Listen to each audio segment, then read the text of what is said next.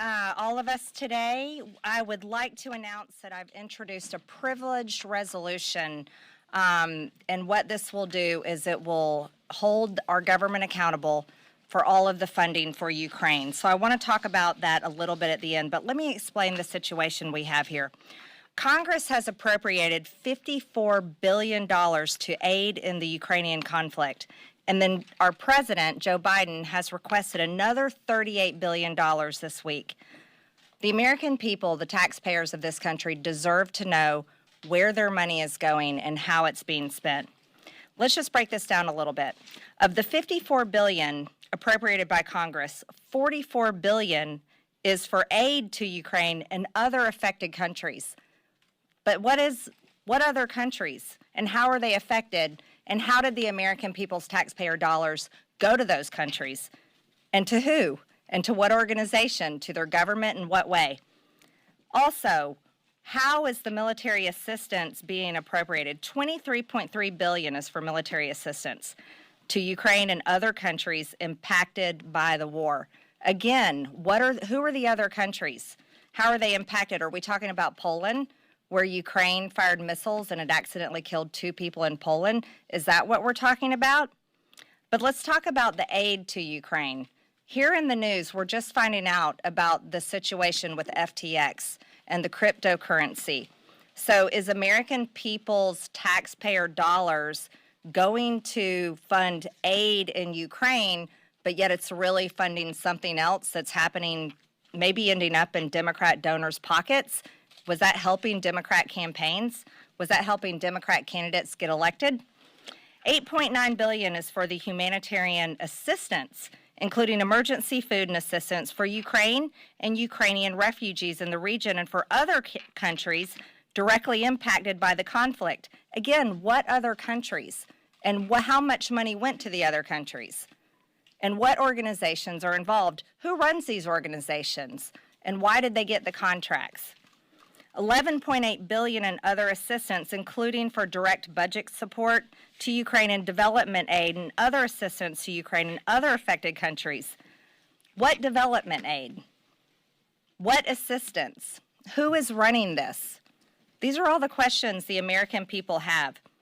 Now, here, think about it like this. Separately from congressional appropriations, the Biden administration has already committed $17.6 billion and security assistance directly to Ukraine since the start of the war just this year. It's been about 10 months. The Biden administration has also authorized 23 drawdowns, that's selling weapons and equipment, under the Presidential Drawdown Authority since August of 2021 for a total value of $10.6 billion. Now let's compare all of this to what our border receives. Our Border Patrol asks for $15.46 billion to secure the border of the United States. President Trump's border wall would have only cost $22 billion. With the money we've sent to Ukraine, we could have already secured our border, but we're not doing that. We're ignoring the dangers happening at our border and the national security crisis that's happening in our country, while we are completely protecting another country's border and also waging a proxy war with Russia.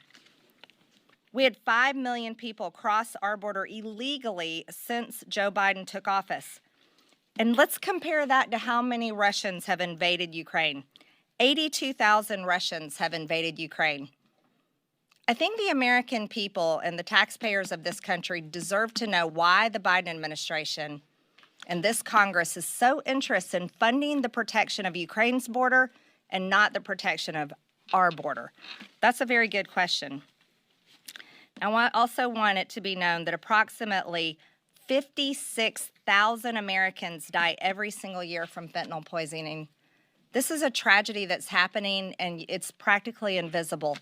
Now, while we have injured Ukrainian soldiers walking the halls of Congress, and I just saw them today, and they're being paraded around. It's tragic and heartbreaking to see these men. They've been injured in this war, a war that America should not be participating in, but they're used as pawns to talk people like us into funding the protection of Ukraine's border, but not the protection of our border. And that is extremely wrong. But all the families that lost loved ones, 56,000 a year Americans dying from fentanyl, we don't see them walking the halls of Congress. And that's tragic. Now, our job is to use the American people's